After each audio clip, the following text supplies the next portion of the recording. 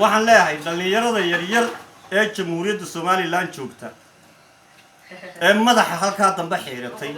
ee Somaliland dhanay u socoto ma garanayna leh arrinkooda waxba kama jiraan kuwa waxaan leenahay dawladdu waxa ka qabato rugcada ilaa rugcada laga dhiga madax oo mas'uul laga dhigo habada jacjacdeena aan maqal ku yiraahdo ee madaxa saa u xiirtay ma kuwaasa wadanka ayaysa wax ka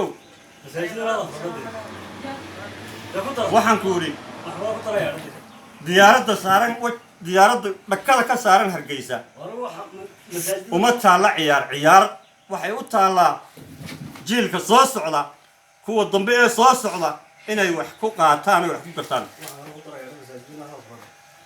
waxaan leeyahay qolada dhalinyarada ee madaxa xiriir shaqanayaan la siinin dibigooga jeelka lagu guro